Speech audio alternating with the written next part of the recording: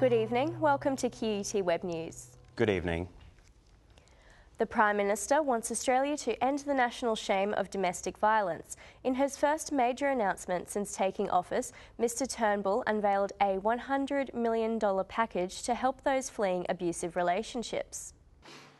Rosie Batty has worked hard all year on this issue. Her 11-year-old son was a victim of domestic violence, killed by his father.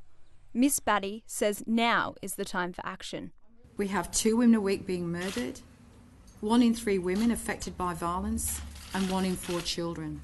Mr Turnbull says disrespect for women leads to violence and should be seen as un-Australian.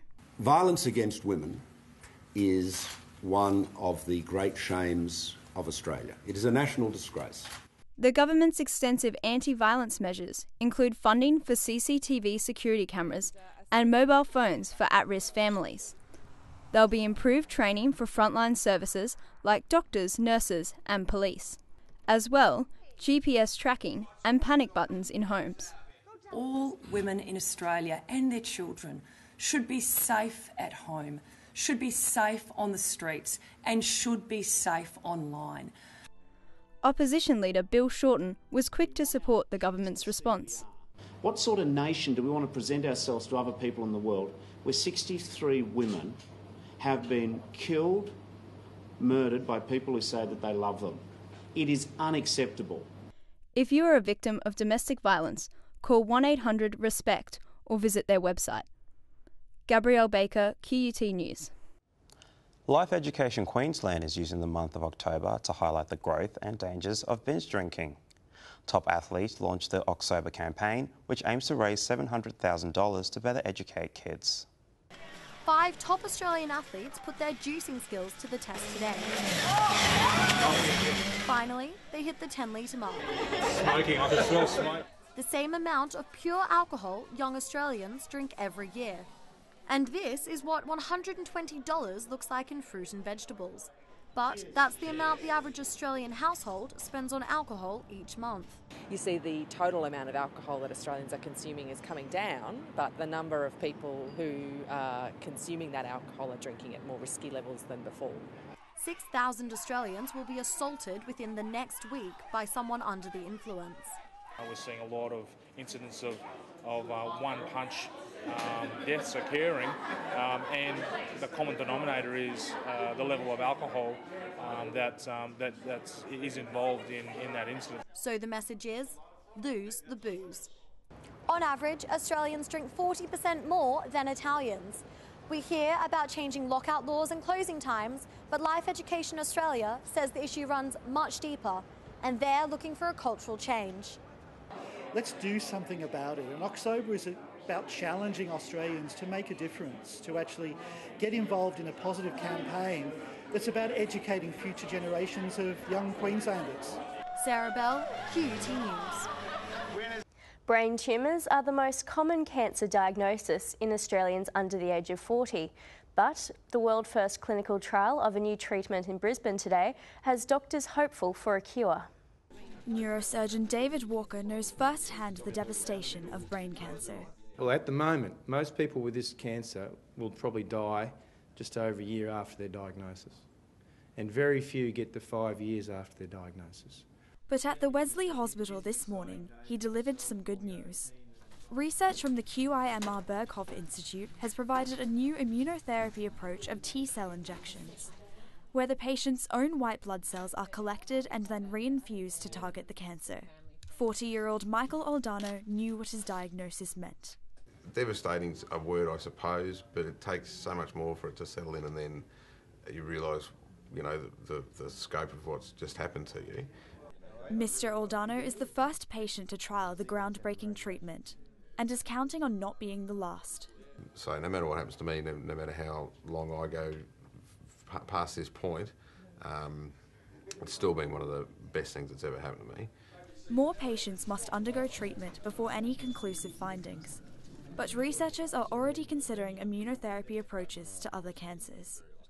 50,000 Australians will die from brain cancer this year, but doctors are hopeful that this treatment is a significant step to reducing that toll. Ria Bogart, QUT News. The Broncos took to Suncorp this morning for their final training session before their preliminary final clash against the Roosters tomorrow night. The Sydney team are heading into the game as favourites, but Brisbane aren't phased. The Broncos might be well rested after their week off, but coach Wayne Bennett knows Friday's game is going to be a close one.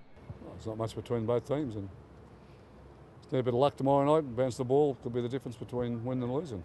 The Broncs are adamant they'll be on the front foot and not basing their game off the Roosters' strategy. Well, they've done extremely well, the Roosters, but it's not something that we've kind of said, well, that's what we've got to be. Rooster Mitchell Pearce will be making his return to the field tomorrow night after more than a month off. He sustained a hamstring injury the last time these two teams met in round 24. The team that comes out on top tomorrow night will go on to face the winner of Saturday's Melbourne North Queensland showdown in the grand final on Sunday week. I love to see a Broncos Cowboys, obviously, and I love to see the Cowboys win it for the mere fact that they haven't won one before. Football wasn't the only thing on Mal's mind today. He dropped into Suncorp to help a cause that's close to his heart. The footy superstar handed over a $7,000 cheque to the Compass Institute. They do some fantastic work for people with disabilities, kids with disabilities, and the reason I do that, my brother and my nephew is part of the institute, and I know what a fantastic job they do. The money comes from the artist who immortalised Meninga in bronze last year and kindly decided to donate a large chunk of his earnings to the cause. Eleanor Grounds, QUT News. In AFL, the reigning premiers Hawthorn experienced delays on their way to Perth, where they will take on the Fremantle Dockers in one of two preliminary finals. Around 6 senior Hawks players, including captain Luke Hodge, were left stranded for several hours at Melbourne Airport.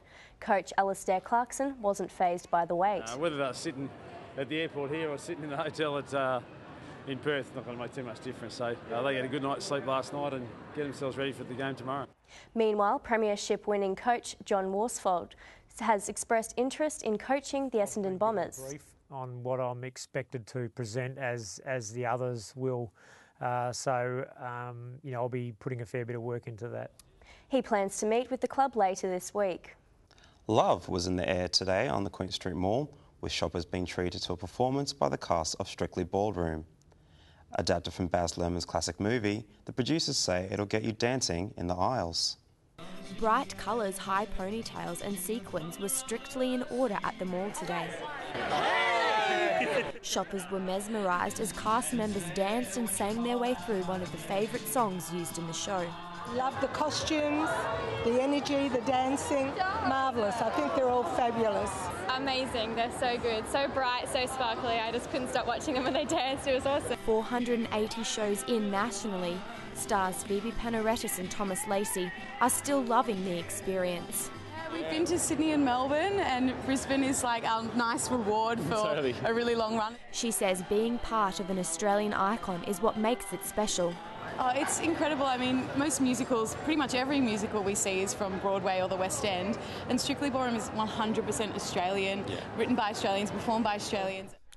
They signed autographs after their performance, and some lucky shoppers even walked away with a double pass to see the show. With Strictly Ballroom at QPAC until October 17, there's still plenty of time to get in and get your tickets. Be sure not to miss out on this theatrical masterpiece. Abigail Blakey, QUT News. Time now for a look at the weather. A warm, sunny day for Brisbane, but we can expect a wet weekend. Temperatures in the southeast today, Brisbane reached a pleasant 23 degrees. The Sunshine Coast lived up to its name, a clear 22. Cloudy on the Gold Coast, but it still managed a max of 21. Ipswich dropped to 8 overnight. Around the nation tomorrow and Sydney will be wet, a top of 18. Partly cloudy in Melbourne, a max of 17 expected. A chilly day in Canberra, reaching just 15 degrees. And Darwin will be sunny, 33 the max. The forecast for Queensland, and it will be hot in Mount Isa, a top of 29. Warm in the north, a max of 28 for both Cairns and Townsville. And Bundaberg will be sunny, a top of 26. The outlook for Brisbane, rain can be expected over the next 3 days. 23 the max for Saturday and Sunday.